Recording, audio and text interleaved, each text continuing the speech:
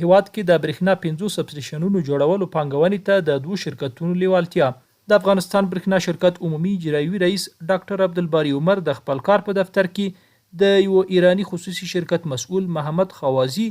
او د یو افغاني خصوصي شرکت مسؤل سیف الرحمن هوتک سره د برېښنا شرکت اړوند یو شمېر سبسټیشنونو جوړولو پانګونې په اړه خبرې وکړي. په دې تړاو جوړې شوې ناستې کې د افغانستان برېښنا شرکت عمومي اجرایوي رئیس ډاکټر عبدالباري عمر د برېښنا اړوند بیلابیلو سبسټیشنونو په برخه کې د پانګونې او د برېښنا انرژي تولید برخو کې د شته فرصتونو په اړه د معلوماتو ورکولو ترڅنګ د هر اړخیزې همکارۍ ډاډ ورکړو. د نوموړو پانګوالو شرکتونو مسؤلینو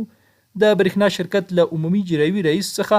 د مننې ترڅنګ د پانګوالو د هڅونې او ملاتړ هرکلی وکړ او زیاته یې کړه چې د غزني کندهار 50 سبسټیشنونو جوړولو د پانګونې لپاره لیوالتیا لري. د ناستې په پای کې د افغانستان برېښنا شرکت عمومي اجرایوي رئیس ډاکټر عبدالباري عمر د یادو شرکتونو مسؤلینو ته لارښوونه وکړه چې د برېښنا شرکت د اړوندو تخنیکي څانګو سره دی په دې اړه له نږدې هر اړخیزې خبرې وکړي.